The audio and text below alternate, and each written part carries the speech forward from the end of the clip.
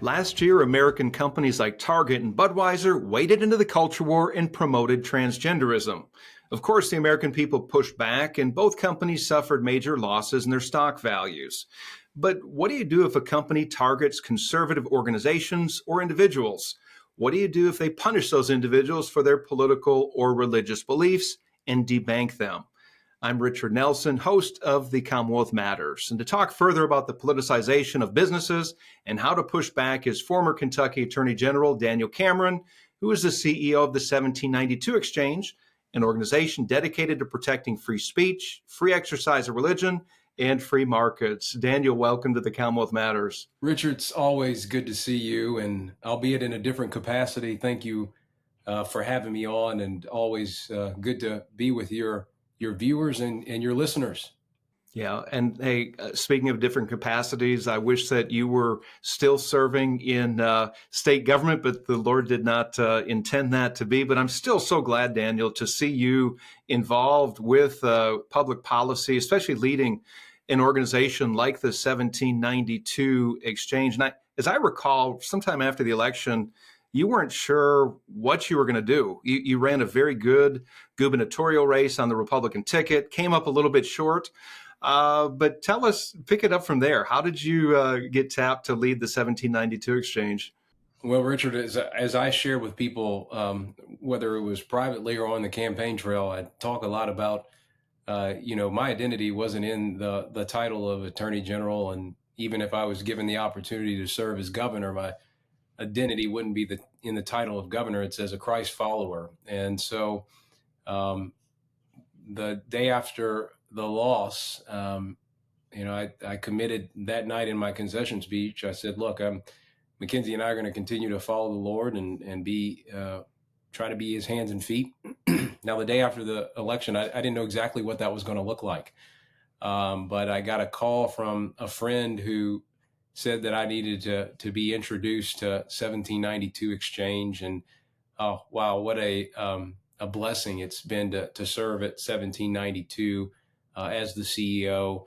Our organization is about making sure that corporations move back to neutral, that corporations ultimately get back to being about the business of business. Calvin Coolidge said at one point in a speech that he gave that the business of America is business. And what I think he was trying to capture with that comment was the sentiment that, this country, as it relates to its progress and its focus in the business community, should be creating and producing high quality products that folks domestically and frankly internationally will want.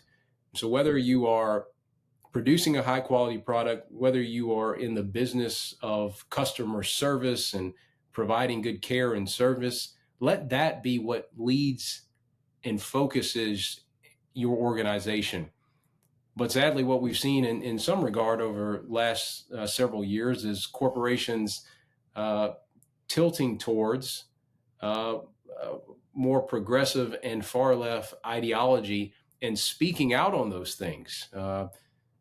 We are reminded of the fact that when in Georgia they decided to put forth some legislation that would secure their elections, Major League Baseball decided to boycott and didn't have the All-Star game in Georgia simply because they were told and under the impression, because of the corporate world and because of a lot of far left interest, they decided to get out of Georgia. And it was a decision that was terrible because it hurt a lot of small businesses in that community. You saw Disney last year, when Florida and their legislature decided to put forward a common sense law that would protect kids from hearing about things, frankly, that they don't need to hear about at an early age. You saw Florida come out against that reasonable piece of legislation. And so we have seen here within the last few years, corporations, hedge fund managers come out very strongly against kind of traditional values, what I would call Main Street values. And so 1792 Exchange is raising its hand to say, hey, we want corporations to get back to neutral. And I'm excited to be a part of this organization and this mission, and I'm going to continue to do it.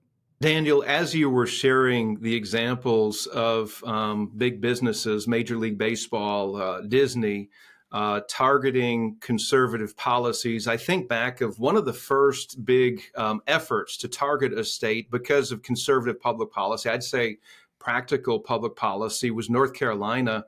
A few years back, they passed a bathroom bill to keep young boys who identified as girls out of the girls' bathrooms in the K through 12 public schools. And at that time, PayPal was looking to relocate its headquarters to one of the big cities in North Carolina. And then some other organizations got involved. I think the NCAA and some others also, where they put North Carolina lawmakers and leaders in a box to defend what, quite frankly, wouldn't have been issues just 5-10 years ago. And this is an example, I think, along the lines of what you were sharing, of big organizations, businesses with a far left agenda coercing, if you will, whether it's policymakers or others involved. Daniel, you said in a news release that you're going to shine a bright light on those whose ideological agendas seek to dismantle American freedom and prosperity, and to stop investment management firms, elected officials, and corporate interests from using other people's money to advance their radical political agendas. So here's the question. How do big corporations go about doing this? Of course, they have stockholders. They're publicly traded on Wall Street. But how do they hide what they're doing from the stockholders who I would guess they'd be opposed to this kind of thing? But what are you finding in your work there? What are they doing to keep this from the stockholders? Well, I will trace it back to experience I had as Attorney General. I heard a major asset manager, head of BlackRock, a gentleman named Larry Fink, say at one point that he wanted to be a part of a coalition that ended the fossil fuels industry by 2030. This was in conjunction with the Biden administration that I think has said somewhere between 2030 and 2050, they want to destroy the fossil fuels industry. Well, as your listeners have heard me say before, in Kentucky, because of coal and natural gas, fossil fuels, we have a competitive advantage that attracts businesses because we can offer low cost and reliable energy through that coal and natural gas. Those companies and organizations and businesses are attracted to coming to our state. And so when you hear a asset manager want to rid the world, perhaps just rid the United States, because if you look at sort of their global sort of investments, they're okay with, foreign adversaries having fossil fuels, but not so much the United States. But that's another topic. But at the end of the day, my ears perked up at hearing they wanted to destroy the fossil fuels industry. And in many ways, a lot of this has been what I would consider virtue signaling, meaning they've been using the pension funds of teachers, firefighters, and police officers and other folks to ultimately boycott and prohibit investment in coal and natural gas, again, to the detriment of the holders of those investments, meaning that typically coal and natural gas companies perform decently when it comes to shareholder returns.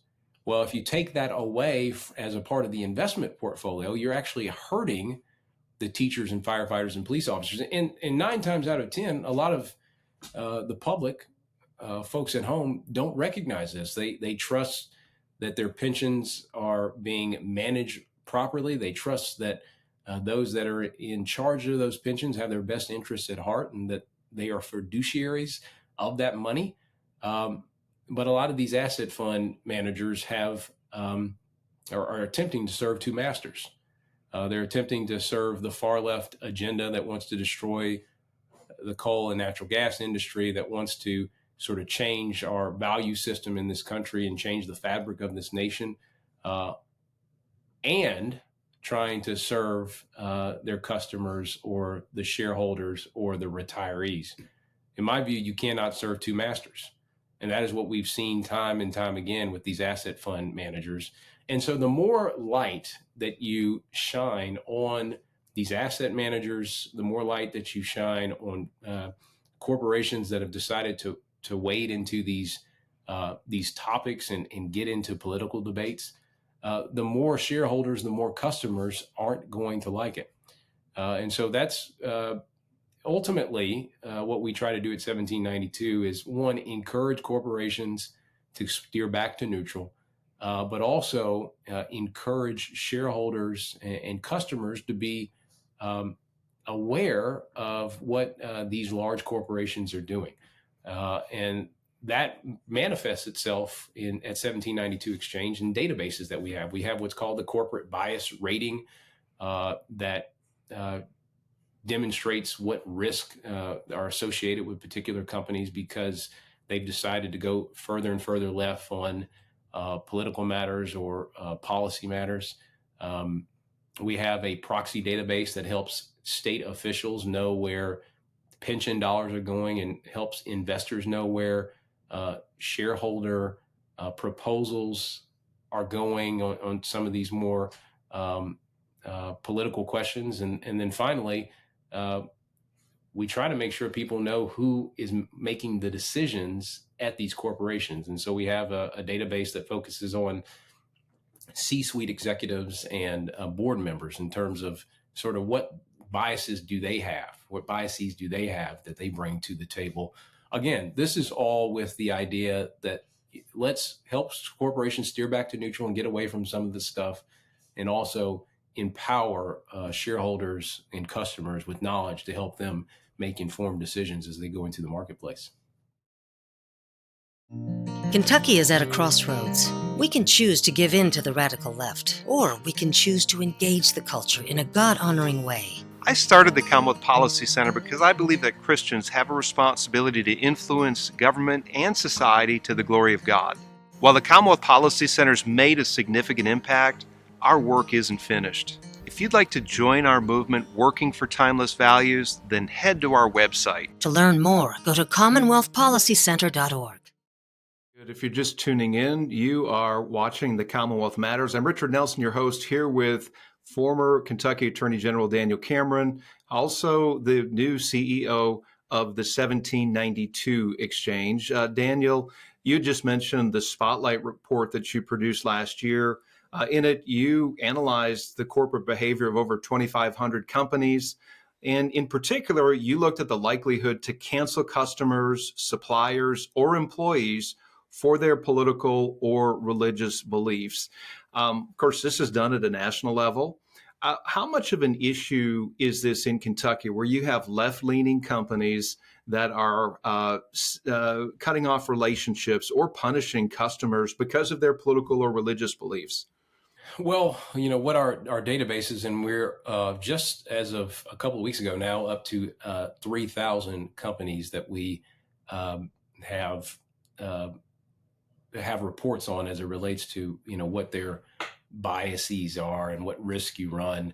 And so we try to, in the most broad-based sense, give people, based on policies and pronouncements that have been made either as a corporation or the individuals that make up the leadership of those corporations, we try to paint a full picture of what that organization is like. And so that has been our focus. Obviously, one of the main things that we try to address is this fact that if you have traditional values, if you are a Christian, we want you to be aware of organizations that might have an approach to you that might marginalize or disregard your Christian values. And so that is something that we are keen on focusing on and making sure that people have that information so that they can make wise judgments about who they ultimately contract with or do business with the concern, as you noted, that they could be canceled. An example that I will cite you to is the fact that recently USAA canceled John Eastman, debanked John Eastman because they didn't like his political affiliations, essentially. Again, this is something that we always have to be on guard against and aware of. And so that's what we try to do with our databases. Very good. Daniel, on the far left, there's an organization called the Human Rights Campaign, been around a lot of years, and they do something similar to your Spotlight uh, index. They have something called the Corporate Equality Index measure. And they've looked at corporate policies, practices, and benefits, but only those that are related to lesbian, gay, bisexual, transgender, and queer employees. That's according to their website. And they score companies. They give grades to companies, high grades for pro-LGBT policies, low grades to those who have more traditional family value policies. And clearly that's a narrow agenda. They're focused on LGBTQ issues.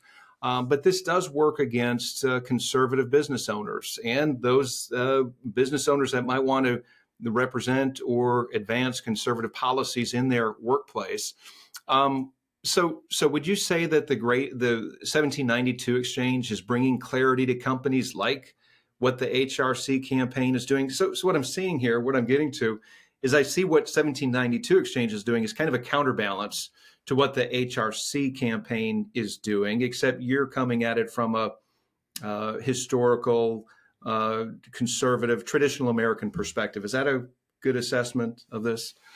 Yeah, look, I think, Michael Jordan said it pretty aptly in the 90s, when he was asked about, why he didn't weigh in on specific topics or politics.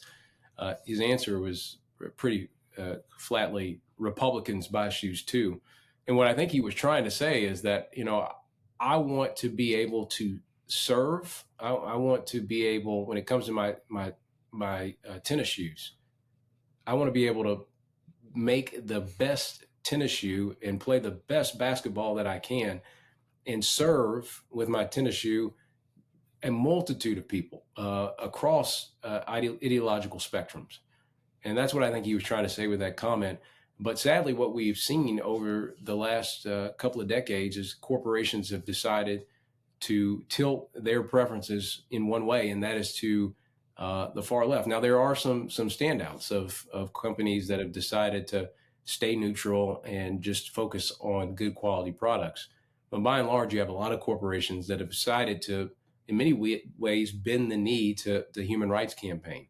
They, as you note, have the Corporate Equality Index, and that index basically says the more woke you are, the better. And we actually at 1792 Exchange say that through our database, the corporate bias rating, the more you focus on business and return on investment to the shareholder and producing a high quality product, that's better for our society and for our communities. And so we really do stand as a counter to the efforts of the Human Rights Campaign to make corporations steer further and further to the left. And look, I will tell you, when it comes to, over the last couple of years, the far left's move on corporations and the way in which they've approached it's been through what's called the environmental social governance movement, ESG, if you will.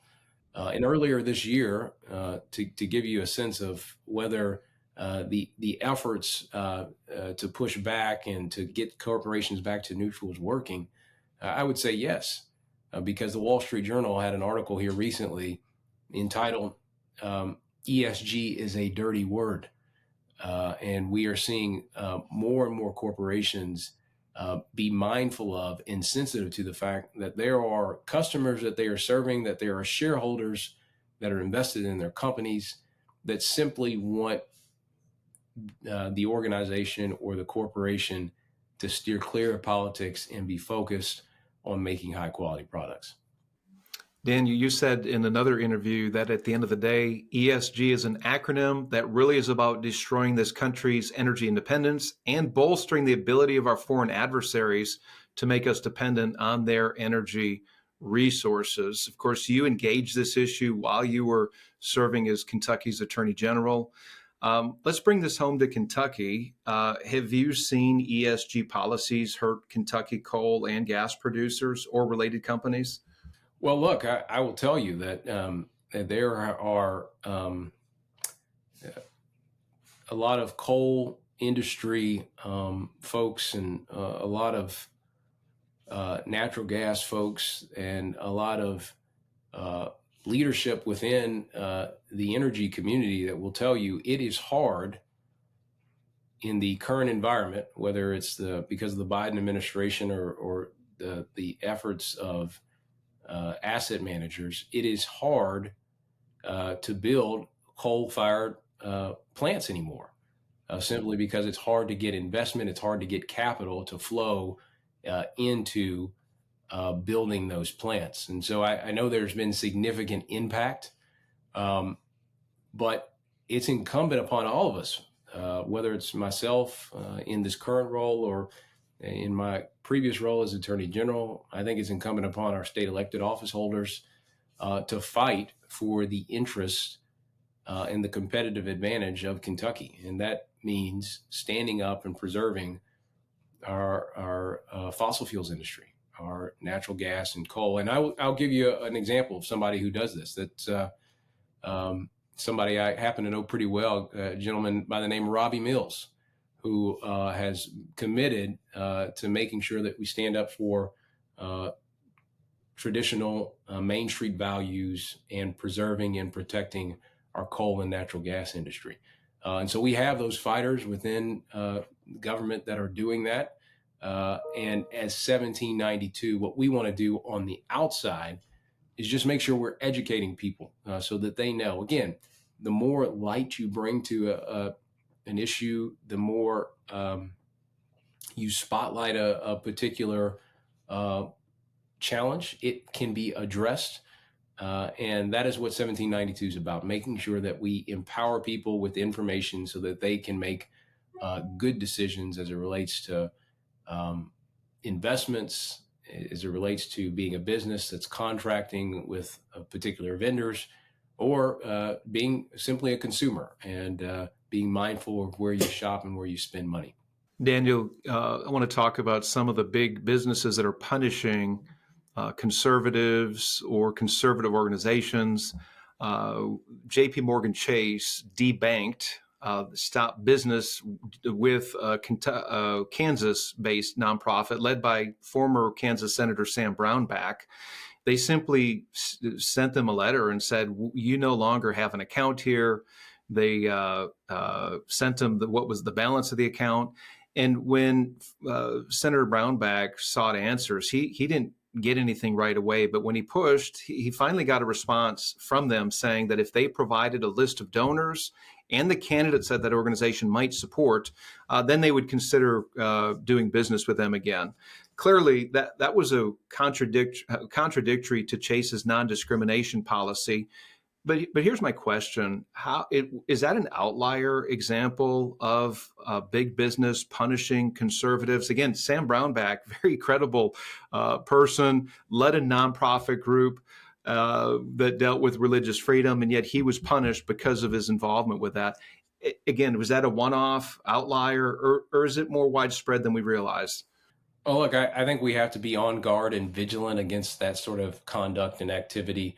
Obviously, I point you to and cite the example of USAA making a judgment and a decision to debank John Eastman because of obviously, it won't come out and make this pronouncement, but made a decision to debank John Eastman, and obviously John Eastman has been very involved in supporting President Trump and other political causes. Also, point you to the fact that there are just corporations that, because of the Corporate Equality Index, because of the Human Rights Campaign, they are making judgments that are hurting the bottom line of their companies. For instance, Target, when they put forward clothing in the front of their store that was something that was jarring to most parents who are trying to protect their kids and raise their kids in a manner that allows them to address some of these more challenging questions that come as it relates to gender and all those things. Target had a different mindset and put tuck friendly clothing in the front of their store, which is just something I think, again, as a parent, you're thinking, should that be in the front of a store? That hurt their sales. Look at what Bud Light did as it relates to Dylan Mulvaney, putting an ad out there that in many ways